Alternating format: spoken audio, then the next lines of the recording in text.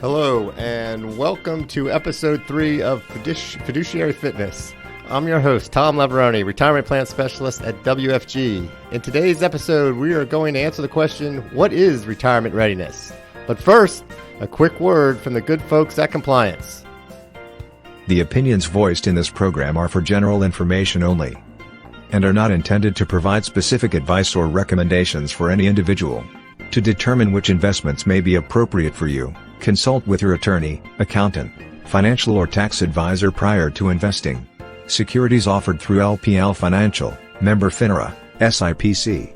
Investment advice offered through Global Retirement Partners LLC, a registered investment advisor.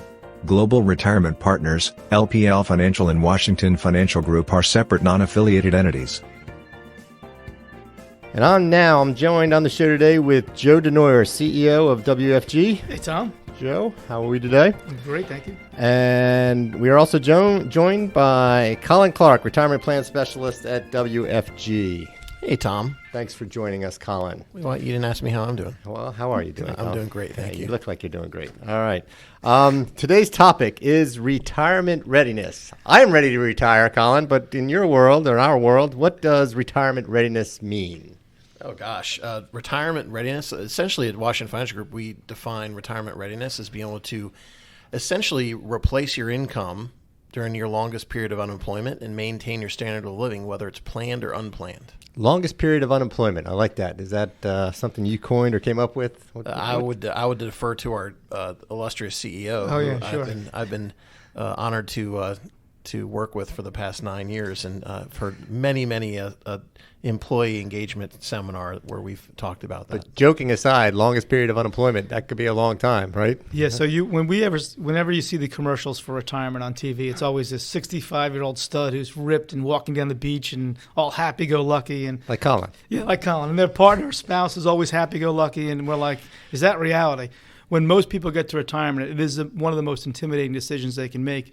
And the reason it's most intimidating is because they do need to replace their paycheck. Expenses don't go away. Right.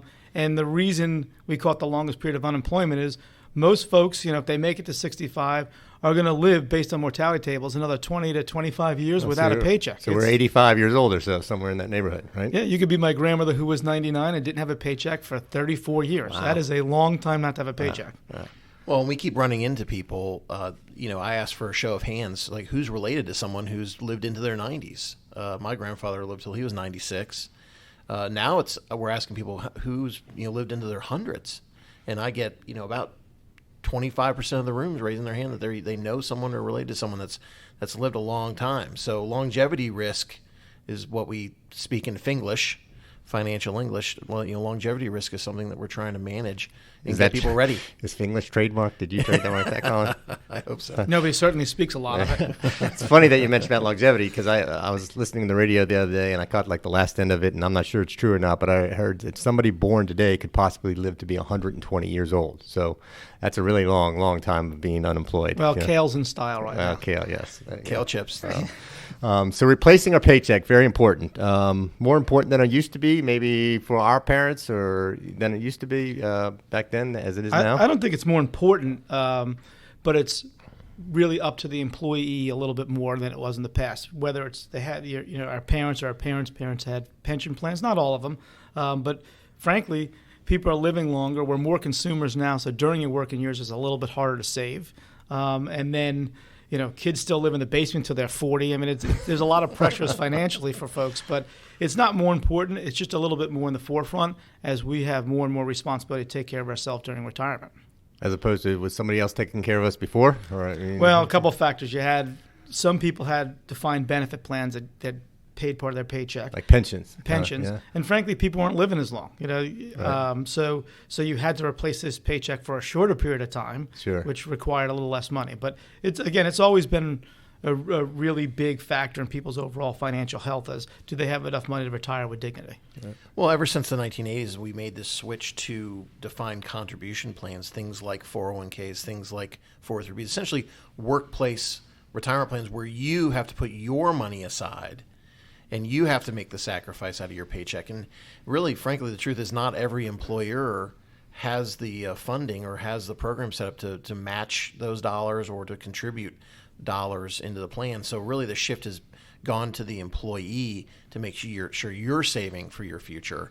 And that's, it's easy to do. It's out of your paycheck.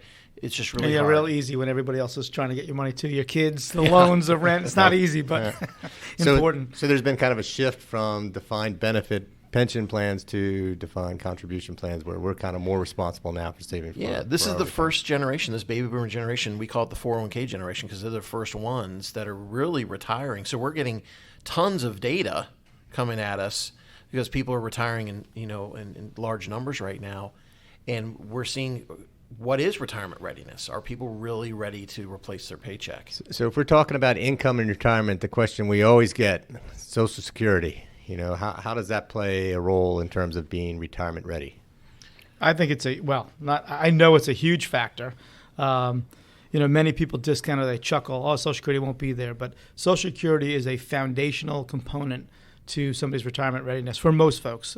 It was never designed to be America's retirement plan. It was designed to supplement America's retirement. So, when we look at retirement readiness, a lot of 401k vendors and record keepers have these great tools to figure out how much you actually have or projected to have in retirement, and they always include this foundational level of some form of Social Security.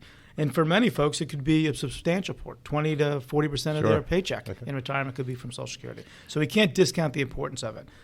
The next question when we talk about retirement readiness is, why do employers care? I mean, that's what should be a next question.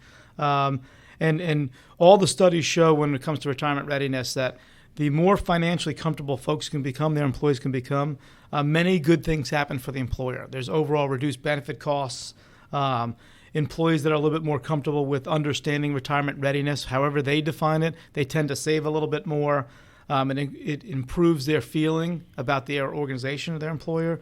It picks up efficiencies in retirement plans. You have more and more people saving more. So retirement readiness is not only something that your employees think about every day, it, in our opinion, is something that plan sponsors, folks who sponsor these retirement plans, should actually be focused on helping their employees understand how to get to retirement readiness, because it reduces the overall financial stress, therefore increases productivity, and frankly, the value of the benefit that you're providing for these employees. There's really a couple ways to measure retirement readiness, and we really encourage, as retirement plan consultants, we're really encouraging all of the employees to utilize those tools that Joe mentioned. It's very easy to do. Not every vendor has the same type of tool, but almost all of them have what's called a retirement income calculator, and they're going to factor in Social Security. You can plug in outside data. It's kind of garbage in, garbage out. But at an individual employee level, the number one question I get is, hey, am I on track to retire someday? And there's a tool that you can use to kind of help figure out and give you peace of mind, what I call the sleep at night factor. But from the employer side, to just parlay off what Joe's saying about, increased productivity, better, workplace, efficiencies, productivity, measuring plan health. So can I get a 50,000 foot view of how my employees are doing? Are they retirement ready? And that's really what employers should be asking their service providers to measure and evaluate for them. Those retirement plan calculators that are out there, they're very simple to use, right? Very helpful. They are. So I'd encourage people to take a look at that. All right. Well, thank you guys for joining us. If you have any questions that you would like to address in future episodes, shoot us an email at info@washfinancial.com. Thanks for listening to Washington Financial Group's Fiduciary Fitness Podcast. Connect with us at washfinancial.com. If you enjoy our show, we'd love for you to subscribe to us on iTunes or wherever you access your podcast. Until next time.